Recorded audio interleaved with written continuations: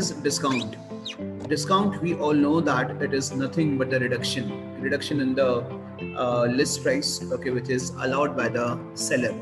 Okay, so any reduction which is allowed by the seller to the buyer, to the customer, is known as a discount. Okay, reduction in the price of the goods by the business entity to its customers is a discount. Okay, discount is of two types. One is trade discount, other is cash discount. Okay, what do you mean by cash discount? The words itself gives you the idea, and trade discount also. Trade discount is a discount when we purchase the goods on bulk. Purchase in bulk, large quantity. Yes, that's very correct. What else? The cash discount is the discount to make the buyer make payment on time. That's very correct. Okay, cash discount is a discount allowed by the seller to the buyer just to induce them to make the payment on time or before time, right? Or like उसको लालच दे भैया अगर cash पे करोगे तो इतना discount मिलेगा, तो he may be ready to pay the amount. That's very good. I have got the answers, but yes, still I would like to refer to the theory part of the discount. Okay, trade discount. When you talk about trade discount, okay, it is no doubt when the quantity is purchased in bulk, at that time the discount is allowed to the trader. That is a trade discount. But a very special feature of trade discount is it is a discount which is allowed by one trader to another trader, by one dealer to another dealer. Okay, one dealer allows a reduction in the price of the goods, okay, or at a fixed percentage. On which price? On the list price or the catalog price. Correct. So that is what is about a trade discount. And why is such a discount allowed?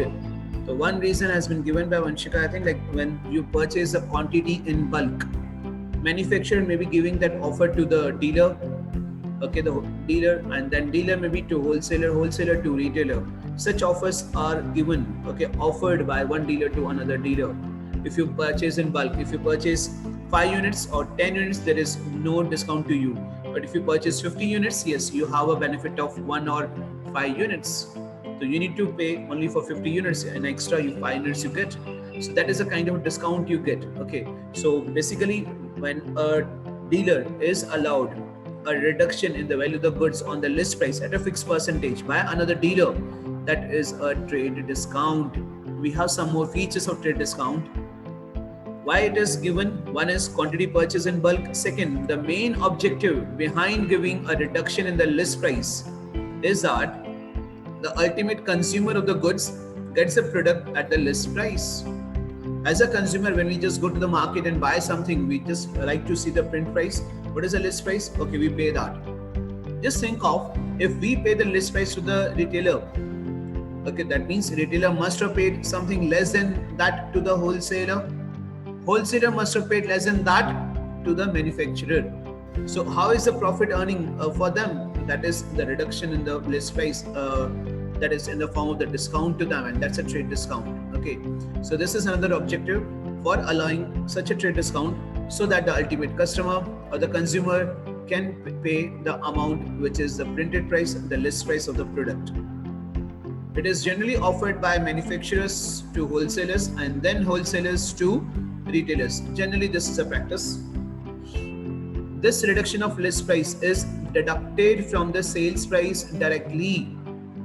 What are the sales prices there? From that sale price, it is directly deducted. So the entry passed in the books is for net amount of sales price. Net amount. We'll discuss the example also. Okay. What amount should be recorded in books of accounts? I'll just give you one simple example. Suppose I have sold goods.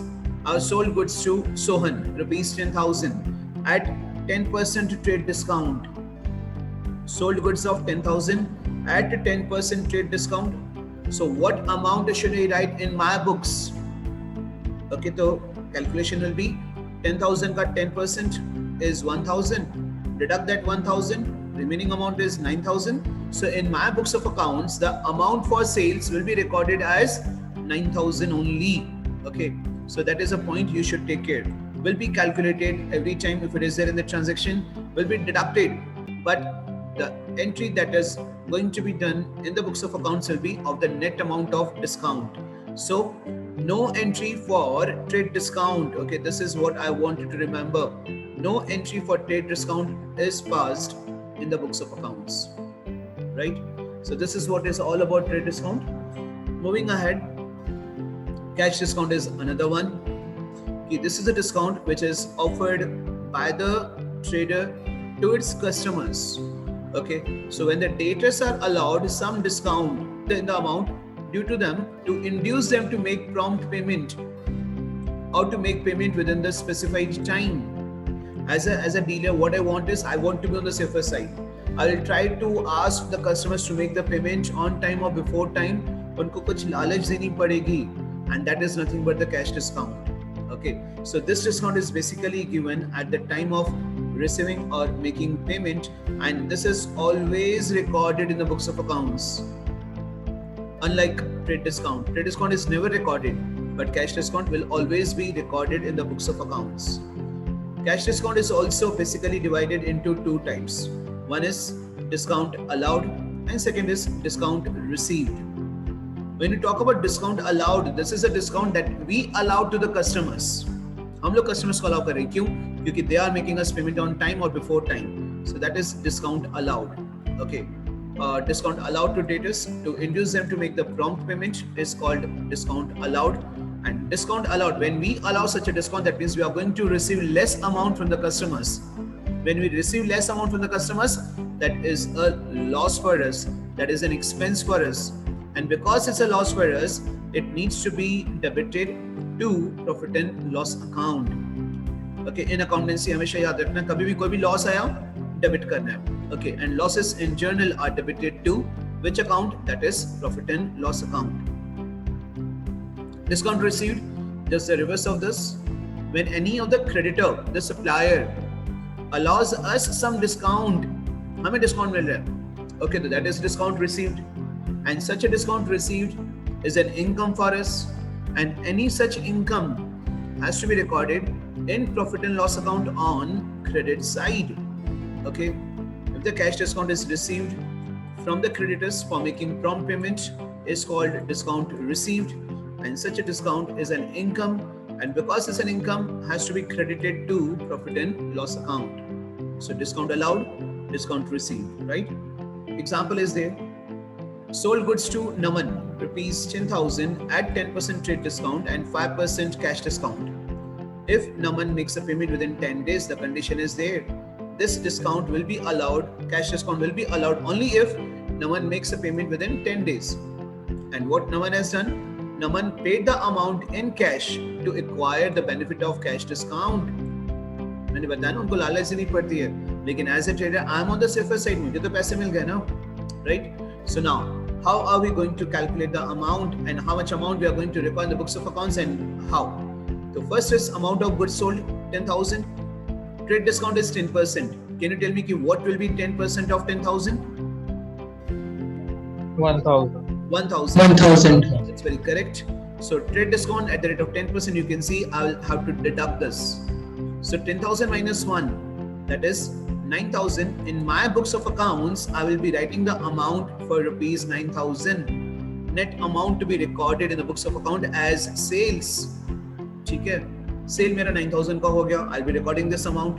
Now against this, what Naman has done, he has paid me cash to acquire the benefit of cash discount. Now I need to calculate that 5% cash discount. Tell me, on which amount should I calculate? It is 9,000. 9,000. Always I'll be calculating the amount of cash discount on the net amount of sales, net amount of discount, right?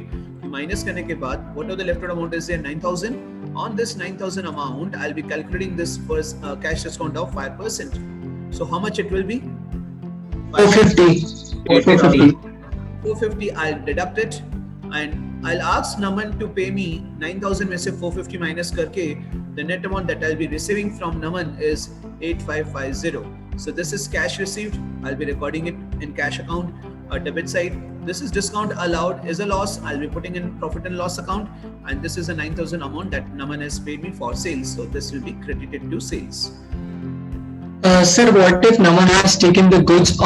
Means except if we think that he has not sold the goods and just he has bought the goods and in the credit. So what would be the what will write in the balance sheet? Wait. Purchase of goods on credit. Yes, sir. Okay. So we just assume that like as I have given a condition to Naman to make the payment within 10 days, right? And Naman has not paid the amount within 10 days, so it is automatically a credit transaction. Now, because it's a credit transaction, so what amount will be recorded? See, like 10,000 minus 1, 9,000. ये तो हर transaction में होगा. Amount of goods sold is actually 10. Less trade discount 1. Net amount to be received from Naman is 9,000. So Naman will appear in my balance sheet as a debtor of rupees 9,000, and this will be recorded as sales also. Debit and credit तो चलता ही रहेगा, dual aspect है, correct? So double entry system में two effects are going to be there, one debit, another credit. So I'll debit Naman, how? Like I'll explain you later on, and credit sales, correct? So two effects will be recorded. No treatment for cash discount, okay? ठीक है, 1,000. This is the only and only amount I'll be recording it as a debtor account for Naman, and sales also for rupees 9,000. If Naman has not paid the amount and do not want to get the benefit of the cash discount, it's absolutely fine. But trade discount will be calculated every time, whether it's a cash transaction. So debtors are our assets, right? Yeah, debtors are current assets in balance sheet. On the asset side is the right hand side over here. I will put Naman account over here, okay, and amount will be 9,000. This is how in balance sheet I'll be showing the debtors account. Okay, fine. Now we just continue. Okay, so as per the transaction, I'm sure the calculation and the amounts we recorded are clear to all of us. After the term discount, now the next term is proprietor. Owner? Yes, that's very correct. Okay, shareholder is the owner from the company's point of view. Owner ही होते हैं, shareholders भी आप add कर सकते हो, because in class 12 I'll make you to learn about the proprietary ratio in which owner's fund is to be taken care of, right? So owner of the business entity is basically termed as the proprietor, okay, who makes the investment in the business, manages it, and is responsible for all the risk connected with the business. In class 11, we restrict this term to the sole proprietor, the single owner of the business entity. In accounting, proprietor is considered distinct from the business entity. So capital invested by him is considered as internal liability. We all know this. Books of accounts. Tell me which books of accounts are prepared by the business entity. That journal or the subsidiary books. Journal or subsidiary books. That's very correct. Okay.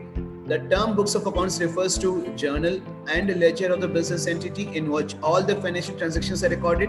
There's no doubt about that. Journal is going to be the primary book of accounts and ledger is going to be the main book of accounts, right? This is second book. But if the size of the organization grows, right, and if the volume of the transactions is very large, in that case, journal is not sufficient, or it is not the desired book to be prepared by the business entities. In that case, they just divide the journal into the various subsidiary books. Do you remember the subsidiary books? The cash book, purchase return. The cash book, purchase book, and purchase return. Okay. The sales return and journal proper. Sales return and journal proper. Okay. So these are all the 6 various subsidiary books which are generally prepared by the business entities, and it is also not compulsory to prepare all the 6 books. They can just prepare the books which are they feel that they are required for the business entity, right? So books of accounts we are done with. Entity. Where do we use this term? Yes? Sir, it is an economic unit which performs an economic activities to generate profit. That's correct. Okay. So basically this is an entity in accounting language refers to an economic unit. Okay, घर के आसपास होगा ना, रमेश किराना store है ना, Mohan furniture mart, बताया ना मैंने आपको. So the term is given to that economic unit, okay, which is engaged in economic activities for the profit earning, right, objective. Next is the term entry. Entry we have discussed earlier also. Yes. Sir, it is a transaction which is recorded in the books of account. Yes, record of the transactions in the books of accounts is termed as entry. That's very correct. Okay, and each entry, each transaction should be supported by a voucher. This is where, like I have discussed again and again, the term voucher was discussed. Based on the source document, we need to prepare the voucher to be, like the books to be reliable, to ensure the books are free from the personal biasness, right? So this is what is required. No voucher, no entry. Okay, next, debit and credit. I'll say that key debit and credit are the two main pillars of accountancy. ठीक है, अगर accountancy अच्छे से समझना है, so you should better understand these two terms only. In fact, right? Debit and credit. Debit means to receive the benefit. Credit means to give the benefit. Throughout accountancy, it's not about class 11 in the month of June or July, but till the time you do accountancy, after 2 years from here, after 5 years from here, after 50 years from here, the debit and credit is the only base for accountancy, right? So receive the benefit and give the benefit is a basic meaning, and accordingly the rules for accounts are decided on the benefit on the definition of this debit and credit. But let us see this ledger.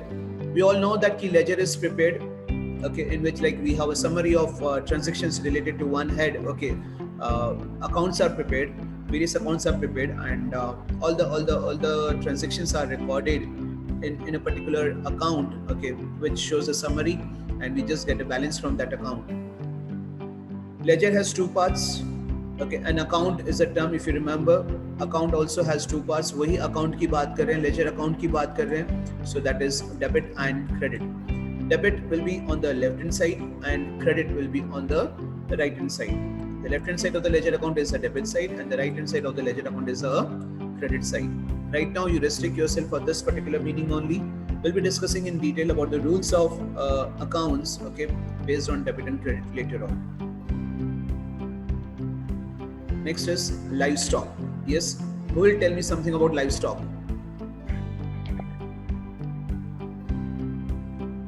Sir, animals which are used in transporting goods. Animals that are used in the business entity for transporting goods from one place to another. Okay, that is termed as livestock.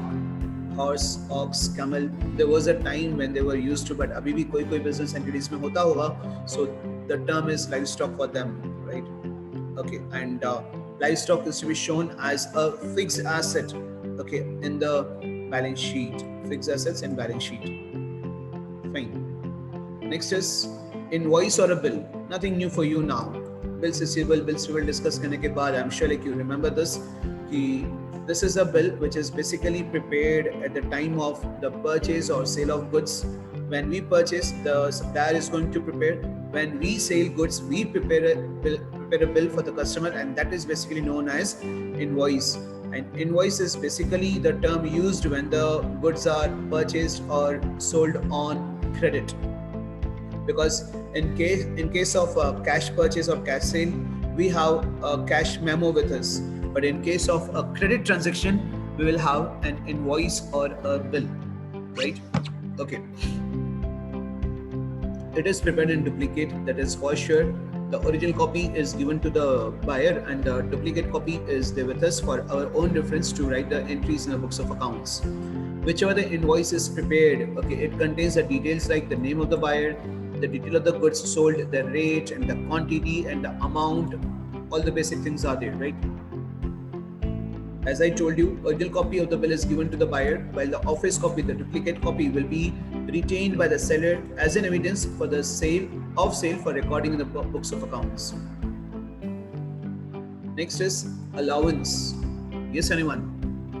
Sorry. When there is any defect or error in the product, then the seller gives some discount. Yes. Generally, allowance is given at that particular point of time when the reduction is given by the seller to the buyer.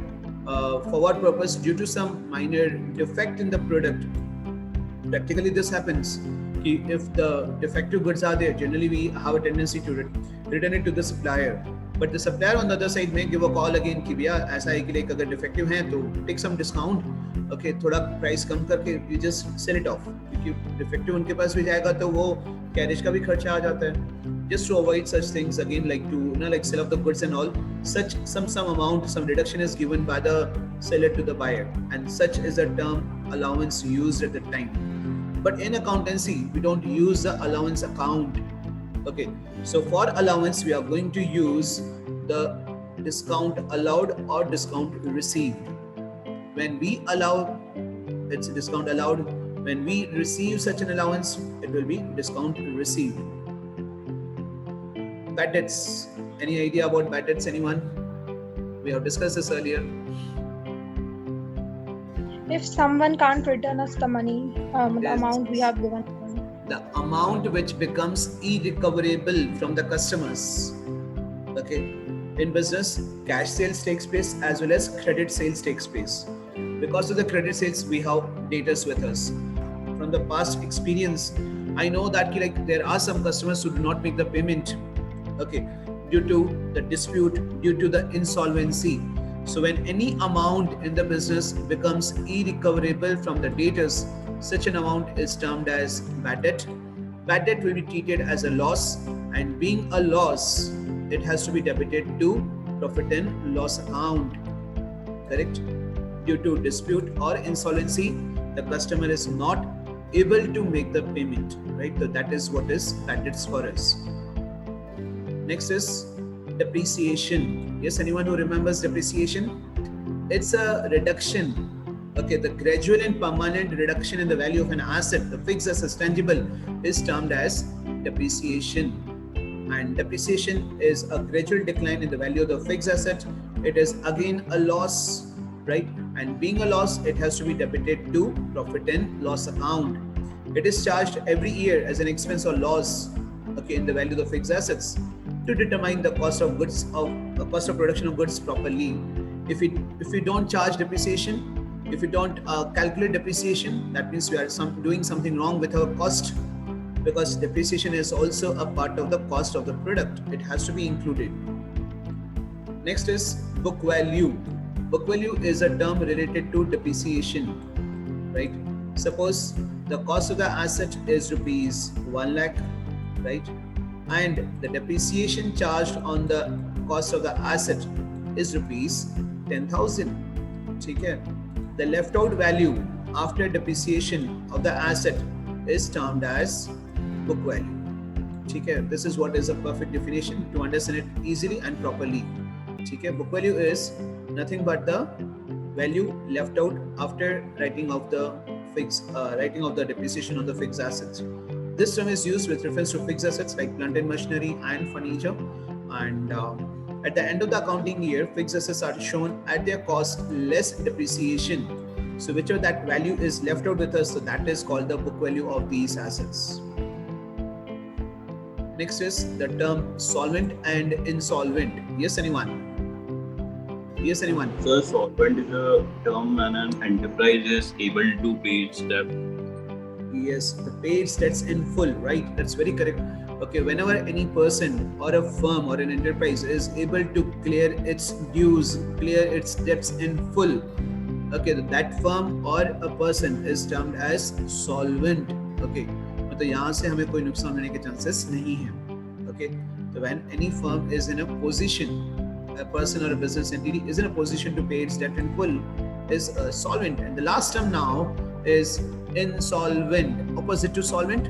Yes, just opposite. If any of the person or a firm is not able to pay its debts in full because of the insolvency, bankruptcy, okay, so that person is declared as insolvent.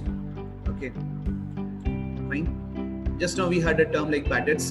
Because of the insolvency, because of the dispute, the customer may not be in a position to make us a payment, and the amount which becomes irrecoverable because of insolvency is termed as bad debts. So that's all.